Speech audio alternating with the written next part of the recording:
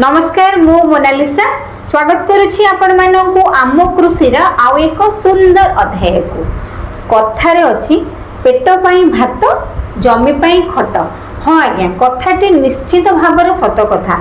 आगो को जेभली भाव आमको सारर समस्या देखा जीव आपण माने निश्चित भाव टीवी किंबा न्यूज पेपर पढ़ुथिबे किंबा देखुथिबे टीवी रे किभली भाव आगो को सारर संकट देखा जीव।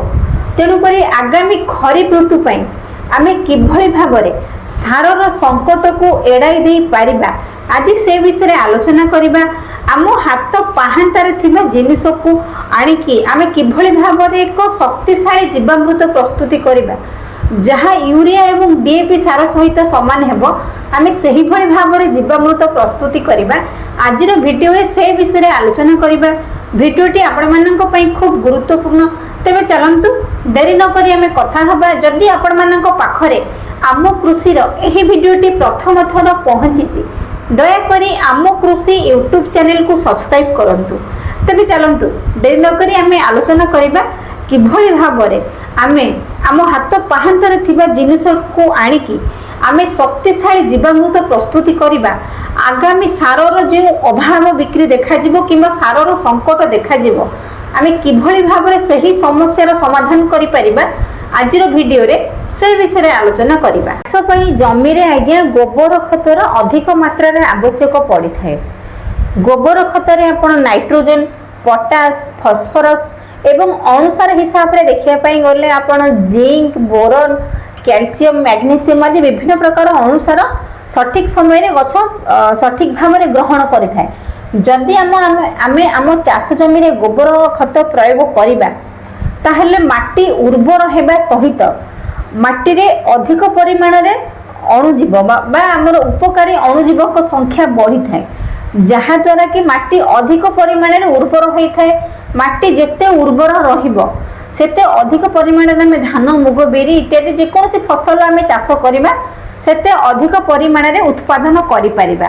तेबे आगामी सार संकट को आखि आगर रखी आगामी खरीफ ऋतु को आखि आगर रखी आपण किभली भाबरे 10 केजी गोबर रु किभली भाबरे 10 गुणा शक्तिशाली जीवामृत प्रस्तुति करि परिबे एवं धान रे सेटा प्रयोग करि परिबे से विषय आज आलोचना करिबा।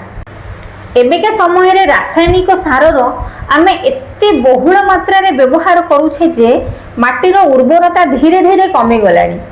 तेणुक आमको रासायनिक सारर एते परिमाण रे व्यवहार करिबा कथा नुहे। तेबे चलतु गोटे एकर जमी पई आमे किभली भाबरे 10 केजी सज गोबर रु एक शक्तिशाली जीवामृत प्रस्तुत करिबा से विषय जानिबा। गोटे एकर जमी पई आपनकु आवश्यक पड़िबो 10 केजी सज गोबर 10 लिटर आपनकर गोमूत्र एवं 150 रु 200 लिटर पानी 2 केजी गुड़ एवं 1 केजी बेसन। ता छड़ा बरगछ किंबा औषध गछ मूलर आपण 500 रु 600 ग्राम माटी आनिबे। एही माटी रे आज्ञा उपकारी अणुजीव मानकर बहुत परिमाण रे संख्या अधिक परिमाण रे रही थांती। एही जदी आपण बरगछ किंबा औषध गछ मूलर माटी आनंती ताहले बहुत भल रहिबो आपणकर एही शक्तिशाली जीवामृत प्रस्तुत करिबा पई। आपण एही सब मिश्रण को एकत्रित करी 150 किंबा 200 लिटर पानी रे भल भाबे मिक्स करि देबे एवं ठीक 5 दिन परे आपण एहाकू आपणक चाष जमी रे प्रयोग करिया पई व्यवहार करि परिबे। जेतेबेले धान जमी आपण कादो करूछन्ती किंबा रोइबा पई जाउछन्ती सही समय रे व्यवहार करिबे। निश्चित भाव रे माटी उर्वर हेबा सहित धान गछ सुस्थ सबल होई बढ़ी उठे। धान छड़ा आपण पनीपरिबा चाष रे मध्य एही शक्तिशाली जीवामृत को प्रस्तुत करि परिबे। सुनिबा पई होइतो आपनको भल लागु न थाई पारे किंतु थरे ट्राई करंतु। थरे निज घरे आपण एही शक्तिशाली जीवामृत प्रस्तुत करंतु एवं आपनको चाष जमी रे प्रयोग करंतु।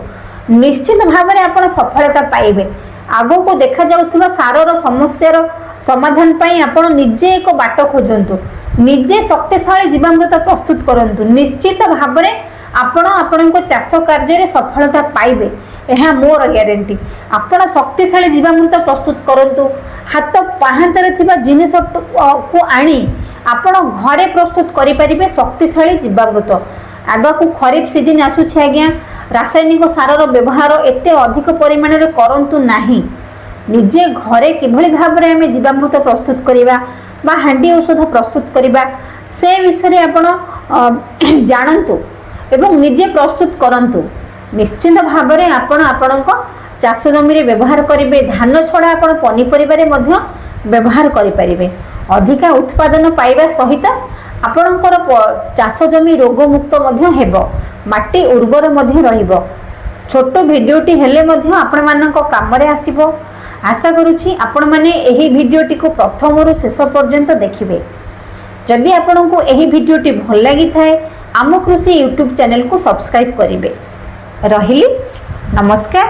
ମୁଁ ମୋନାଲିସା। ଦେଖା ହେବ ଆପଣମାନଙ୍କ ସହିତ ଆମ କୃଷିର ଆଉ ଏକ ସୁନ୍ଦର ଅଧ୍ୟାୟରେ।